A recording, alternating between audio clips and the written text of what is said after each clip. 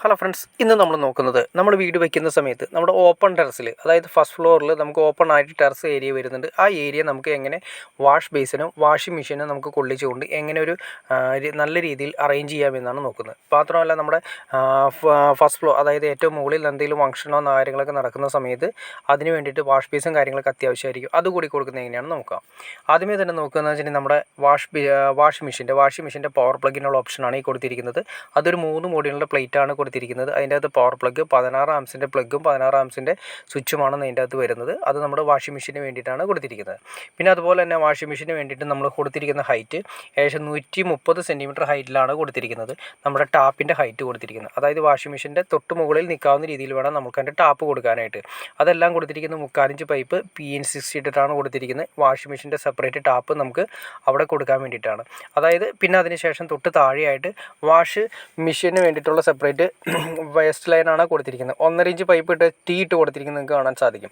അതേ pipe line തന്നെയാണ് നേരെ നമ്മുടെ വാഷിംഗ് മെഷീനിൻ്റെ വാഷ് ബേസിനും വേണ്ടിയിട്ട് കൊണ്ടുപോയിരിക്കുന്നത്. വാഷ് ബേസിൻ നമുക്ക് അങ്ങേയറ്റത്തേക്കാണ് വയ്ക്കുന്നത്.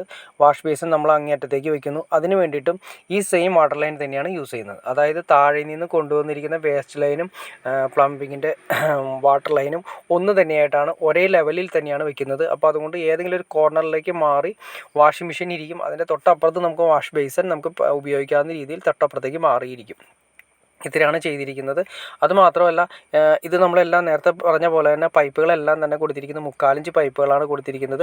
അതുപോലെ തന്നെ ഒരു പ്രത്യേകം ശ്രദ്ധിക്കേണ്ട കാര്യം, ഇതിന് വേണ്ടിയിട്ട് സെപ്പറേറ്റ് നമ്മൾ പുറത്തേക്ക് ഇറങ്ങുന്ന സമയത്ത് ഒരു ഇട്ടതിന് ശേഷം ഒരു എയർ കൗൾ മസ്റ്റായിട്ട് കൊടുത്തിരിക്കണം. കാരണം വാഷിംഗ് മെഷീനിൽ നിന്നും ഹൈ സ്പീഡിലായിരിക്കും അതിൻ്റെ വെള്ളം നമ്മൾ പുറത്തേക്ക് വേസ്റ്റ് ലൈൻ കളയുന്നത്. അപ്പോൾ ആ സമയത്ത് എയർ പിടിക്കാനുള്ള ചാൻസസ് ഉണ്ട്. അപ്പോൾ ഈ എയർ കൗൾ കൊടുത്തിട്ടുണ്ടെങ്കിൽ പക്കയായിട്ട് പെട്ടെന്ന് തന്നെ വെള്ളം ഇറങ്ങി പോകാനും ബ്ലോക്കില്ലാത്ത രീതിയിൽ വളരെ സിമ്പിളായിട്ട് ഒരിക്കലും ബ്ലോക്ക് വരാത്ത രീതിയിൽ തന്നെ നമുക്ക് ചെയ്യാൻ സാധിക്കും. അപ്പോൾ നിങ്ങൾ കാണുന്ന പോലെ തന്നെ എയർ കൗൾ കാണാൻ സാധിക്കും. ആ എയർ കൗൾ നമ്മൾ അവിടെ ഇട്ട് കൊടുത്തിരിക്കുന്നു.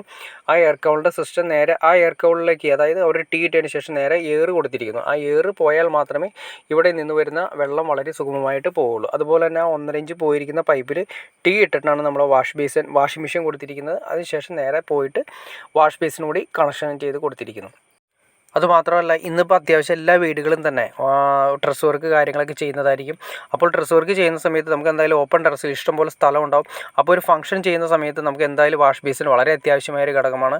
ആ വാഷ് ബേസിനും കൂടി നമ്മൾ വീട് വെക്കുന്ന സമയത്ത് ഒന്ന് അറേഞ്ച് ചെയ്തിട്ടാൽ നമുക്ക് എല്ലാ സൗകര്യങ്ങളും തന്നെ വീട്ടിൽ ചെയ്യാവുന്ന രീതി. അതുപോലെ തന്നെ നമ്മൾ ഓൾറെഡി ഡ്രസ് വർക്ക് ചെയ്യുന്ന സമയത്ത് വാഷിംഗ് മെഷീൻ മുകളിലായി കഴിഞ്ഞാൽ ഏറ്റവും ഗുണമെന്ന് വെച്ചിട്ടുണ്ടെങ്കിൽ പെട്ടെന്ന് തുണികളൊക്കെ ഉണക്കിയെടുക്കുന്നതിനും പെട്ടെന്ന് നമുക്ക് കൈകാര്യം ചെയ്യുന്നതിനൊക്കെ അഴകളൊക്കെ കെട്ടി പെട്ടെന്ന് കൈകാര്യം ചെയ്യുന്നതിനും ഈ ഏരിയ നല്ല രീതിയിൽ നമുക്ക് യൂസ് ചെയ്യാൻ സാധിക്കും.